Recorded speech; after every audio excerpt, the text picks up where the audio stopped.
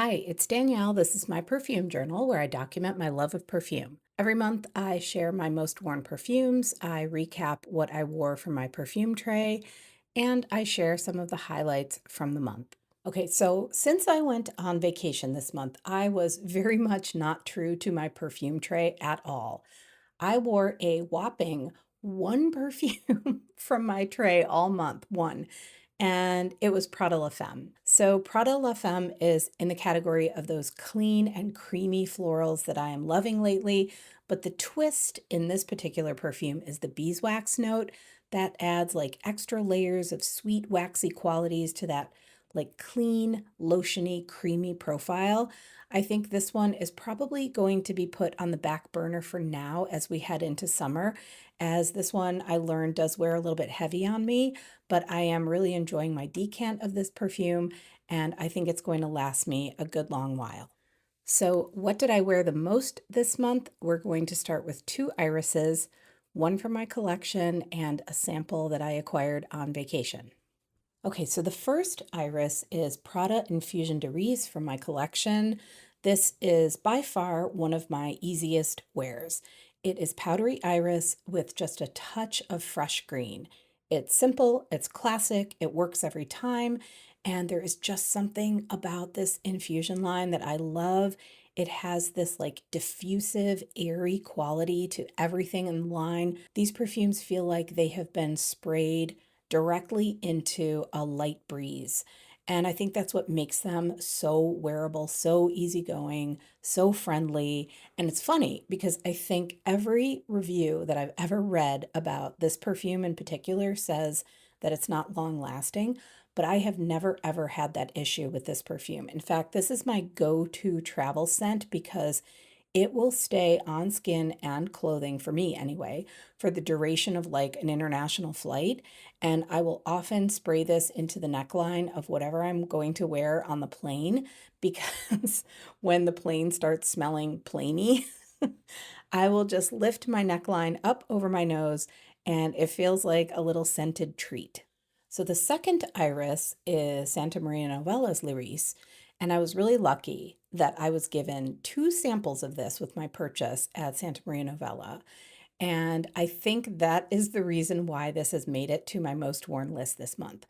I don't feel like I have to ration it out quite as much. I have had samples of this in the past and I have rationed them because a full bottle of this perfume is $295 US, and I am definitely not willing to drop that kind of money on a single bottle of perfume. So, this is one of those perfumes that I will enjoy when I'm able to spritz it on in a store, or even better, when I might be lucky enough to receive a sample.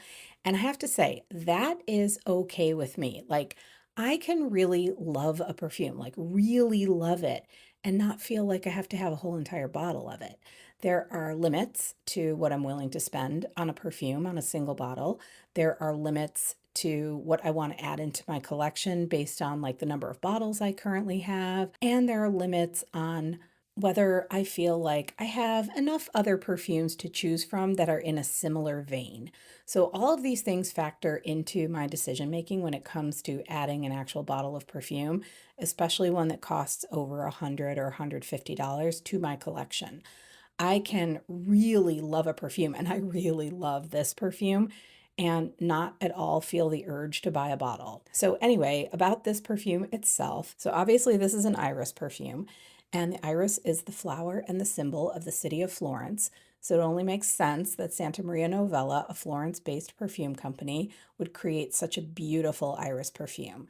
So, I find this to be another very green iris, but where the Prada Infusion de Riz feels like breezy and airy green, this feels like a spicier, stemmier green iris. There's some galbanum here, there's neroli, there's Timor pepper in the top. In the mid, there is magnolia and jasmine sambac and geranium. And so all of that lays a blanket of like spicy, stemmy green over the iris, which in this perfume is actually in the base. So, like usually with an iris perfume, you'll find the floral in the mid, but here Santa Maria Novella has placed it in the base, which I think is actually really brilliant. I find this to be what I imagine a garden of irises would smell like in nature. In fact, I was just reading a post on JJ Colburn's Instagram, and there was a discussion about the smell of natural irises, the flower, not the root. So there's like a misconception that iris is an odorless flower, but it's actually not. Whitney from Wit and West, who I've mentioned here many times, was sharing in the comments that she does an enfleurage from the bearded irises in her garden, and they give off the scent of violets and grape soda, which I think is so fantastic. So in this perfume, the featured iris is the Florentine iris, and that gives off kind of like an earthier, powdery scent, which I do think comes through in this fragrance with that beautiful complementary green. So next on my most worn list for May is Burberry Brit EDT. I have talked about Brit EDP and now Brit EDT on my channel before, and I just have to say this is a perfume that I will never, ever, ever get tired of. No way, no how, never. This is just like perfume wearability perfection as far as I'm concerned. I am always, always happy with my choice when I spray this one on, like happy all day long. I never wear this and feel like, oh, I should have worn something else today. Like literally never. So this is lime, almonds two ways. There's bitter almond and candied almond. There's peony, amber, extra vanilla, and mahogany. And so for me, the EDT works really, really well in the spring and summer, and the EDP works great in the fall and winter. It's very flormandy, it's powdery, fruity, creamy, delicious without being actually edible. It's sweet, it's a little bit tangy, it's floral, it's woody. Like, honestly, what is there not to like about this perfume? It has been one of my favorites since the early 2000s. And as you can tell, my love for this perfume is still going strong. So next is a new addition to my collection, the Shalimar Millésime Rose. So where there is newness, there is also frequent wear, recency bias. And after wearing this perfume now several times, I am really picking up on the incense in this Shalimar. It is like the perfect complement to the Guerlain with that almondy damask rose, the rose water, and the centifolia rose that Delphine Jelk has highlighted in this Millésime. So while smoky perfumes overall can be a bit of a challenge for me, the smokiness in Shalimar, and especially a smokiness that is paired with the kind of like delicate sweetness you get in this Millésime, that is exactly how I want a smoky scent to present itself. Sometimes I find smoky notes can feel a little bit suffocating, like that feeling you get when your nose is stuffed up and you have to breathe through your mouth. You know what I mean? Some smoky perfumes can make me feel that way, but here, the smokiness is that kind of like really light waft, that single upward trail of gentle smoke that you get from maybe burning a single stem of a really good incense.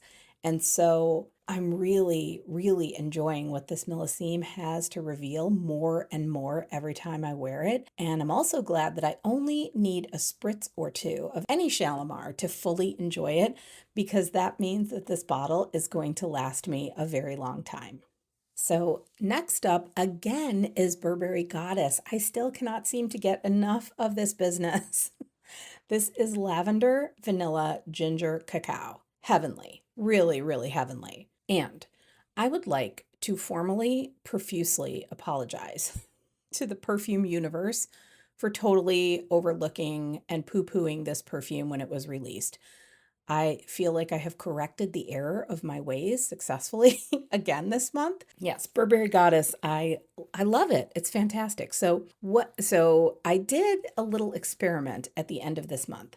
I went into Parfumo to do a search by notes. This is something I do a lot when I find a perfume that I like.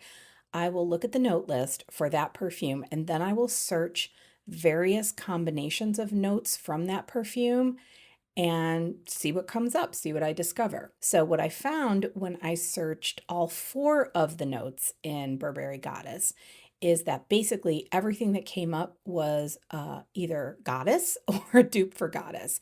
And so since I already know how Goddess smells, there was nothing really new to discover there. I moved on and I searched the combination of vanilla, ginger, and cocoa. So basically the goddess profile minus the lavender. And I got some interesting results. Tobacco Vanille from Tom Ford showed up. Love Delight from Amouage showed up, and several Raja perfumes showed up that I have smelled before. But then I found 3 new scents from this particular search to add to my watch list. So I discovered Réglisse Noir from 1000, a brand I've never heard of before, and it seems like it's kind of the Burberry Goddess profile plus licorice, which sounds really interesting to me. Also showing up was Chai from Baruti, a brand that's sort of been on my radar, but I've never smelled anything from. And then a perfume that I thought sounded really interesting, Cuir de Venise from Boucheron. So all of those are now on my watch list on Parfumo, and I'm going to be looking for samples of them. So then I searched the combination of ginger, vanilla, and lavender. So Burberry Goddess profile minus the cocoa. That search produced over 200 results. So I skimmed through those to see what caught my eye that I haven't smelled before, and nothing in particular jumped out at me that I wanted to try. So finally, I put in the combination of vanilla, lavender, and cocoa. So again, Burberry Goddess now minus the ginger. Nothing jumped out at me. So it seemed like the winning combination this time was vanilla, ginger, and cocoa. So anyway, this is what I love to do when I'm hanging out at home in the evening, unwinding. This is mostly how I discover new scents on my own. It's like a little bit of a puzzle game of combining notes to see what comes up. So with this little puzzle, I have found a few new interesting scents that I would like to try, and I've also come to the conclusion from doing this, based on the results of my searches, that I don't think I'm going to find another perfume with this combination or profile of notes that I am going to like more than Goddess. So that is a pretty good indication that I will probably end up with a bottle of this, especially because I've been reaching for this now constantly for a couple of months, and if I add a bottle of this to my collection, I think it's pretty safe to say that it will not go ignored. And the most worn perfume for me this month was Diptyque's Philosykos. I wore this almost every single day of my vacation. So up until this vacation, I've only really ever worn Philosykos occasionally, mostly through samples that I've had before I acquired this travel size. In the past, my nose mostly registered the green side of fig in this perfume. The lovely green herbaceous quality of the fig leaf with like a little touch of bitterness that I especially love in a green perfume. But this time, because I was wearing it every single day, I picked up on so much more in this fragrance than I ever have before. I got the softness of the fig fruit, like it felt ripe enough to like scoop it out with a spoon. And it has that like earthy, creamy, coconutty quality to it. And so that balance of a marginally lactonic sweet fruit with leafy greens and musky woodiness, it just pays such perfect homage to the whole of the fig tree. I was really smitten with this perfume in May, and I can easily see this travel size disappearing in June or July. This is such a great fig perfume. So as for some perfume highlights this month, it was such a treat to smell so many new perfumes on my vacation, perfumes I don't often have access to in real life, and it is just so much fun to be able to sniff away without having to actually order samples to get an idea of a perfume before deciding which ones I'd like to try further. Airport duty frees are like a playground for perfume lovers, and I took every opportunity to enjoy my time there while traveling. The visit to Michela Mazzetti's perfume shop in San Gimignano was another big highlight. That was such an unexpected surprise, finding out that the shop belonged to her, and it was such a delight to meet her. And of course, the May sniff-along was a blast, smelling 5 new perfumes with a group of perfume-loving friends. There is really no better way for a perfume enthusiast to spend a Sunday afternoon. So thank you again to everyone who has been participating in the virtual perfume meetups and the sniff-alongs. I love your company, and I love being able to talk about this shared interest of ours together. And finally, I have to share this awesome awesome idea that Andrea, a subscriber here, sent me. So after seeing how Santa Maria Novella and some other brands provide the Cloche sampling experience at their counters, she actually made one of her own. It is so cool. Check this out. So she used cotton balls, foil, and thrifted glasses to create her Cloche experience. So then I decided to try it myself. And I just did this one as a pilot using a small plate, a coffee filter, and this old IKEA glass that I had as a cloche. So I spritzed 5 sprays of Santa Maria Novella's Freesia onto the filter. I put it under the glass and it's been sitting here for maybe about a half hour now. So let's see how it smells. It smells amazing. It smells exactly like it did in the Santa Maria Novella shop that I visited. This is a really delicate, airy, pinky white floral with a little bit of a green undertone to it.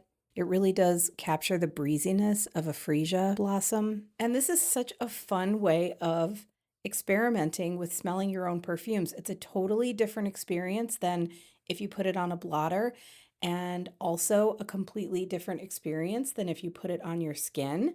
So this is really fun. I definitely recommend giving this a try. I have some old glasses sitting around the house. So Andrea also sent me more details about her experiment with cloche sampling, and here's what she had to say. So she used thrifted old glasses to use upside down. She thought that glasses with a base work really great because then you can use the base as a handle. She also put a protective barrier down under the cotton ball, so that was the foil you saw in the picture, and that prevented scent oil buildup on the surface she was using underneath. She said, and I would agree, not to use the glasses for food or drinks anymore, so try this at your own risk. So we definitely do not recommend using the glasses for consumables after you try this cloche sampling experience. She found that oil cleaners or micellar oil cleanser removed the smell from the cloche when she wanted to change scents. So I thought that was a really cool tip. She said she chose to use the glasses over like terracotta pots or porous stones because they seem like they would be more difficult to clean or change out. And what she did was spray the scent in a different room and then put it under the cloche. Not necessary, but something she chose to do because she is newer to fragrances, and this helped her nose not be so confused. So I thought that was a great tip. So here are her pros and cons that she has concluded of cloche sampling. These are the pros. Smells do not mix in the air of the room. The smell is isolated. 2, you can test for longer periods of time at different times of day. 3, the scent can actually last for up to a week or longer. 4, if you have a scent you love, you can keep like a little permanent station to smell all the time, which I love that. I thought that was so great.